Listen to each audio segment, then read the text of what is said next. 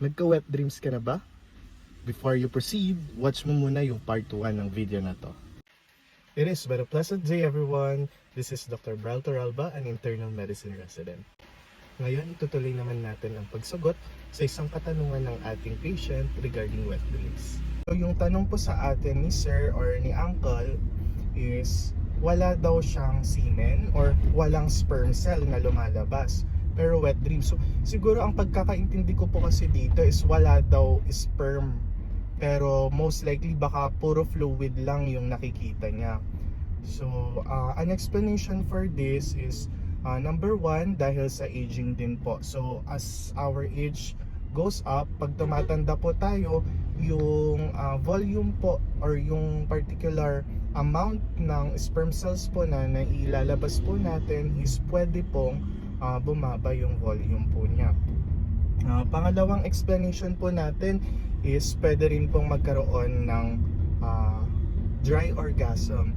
Ano nga ba ang dry orgasm? Ang dry orgasm po ay kapag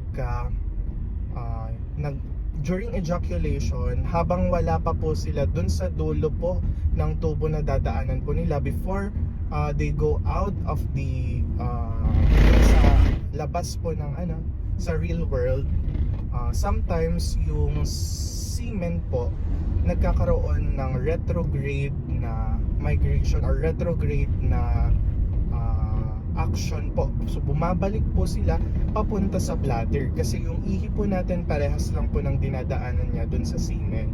So yung semen po bumabalik po siya, nagre-reflux po siya sa loob, tas may iwan po siya doon sa urinary bladder or yung pantog po.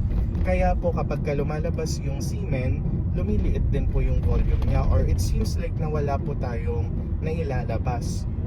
Pangatlo po is baka meron po tayong tinitake na mga medications po na nakakapagpababa po ng volume ng semen.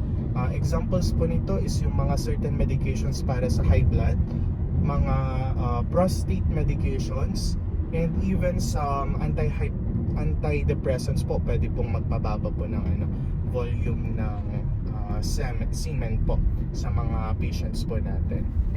Pero isa rin sa mga tanong ni sir or ni uncle is may side effect po ba ito? Ang gusto sigurong tanongin po ni sir or uncle is kung meron kung okay lang po ba ito.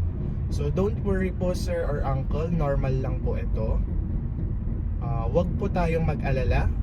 Wala pong problema po doon kung nagkakaroon po kayo ng ganitong episodes, nocturnal emissions.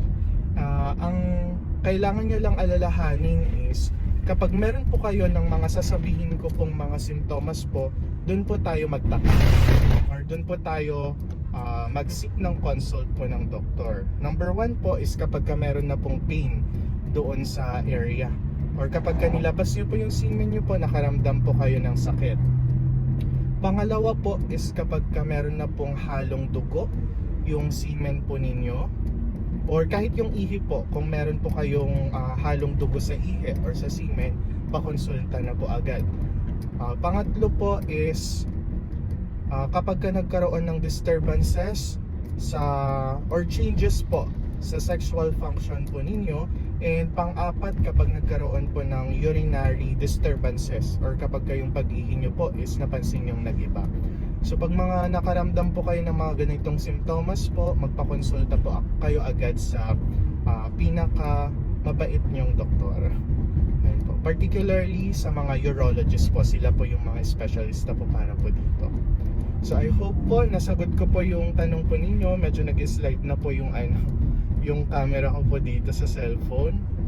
So hopefully sir or uncle nasagot ko po yung tanong po sa nasagot ko po yung katanungan nyo po sa akin, and sana po subaybayan nyo pa rin po. Continue po to subscribe and follow our videos po. Maraming salamat po. Kung may mga katanungan pa po kayo sa ating mga viewers, mag-comment lang po kayo ng mga questions po ninyo or mag-message po kayo directly sa account ko po. Thank you so much and see you sa next video po.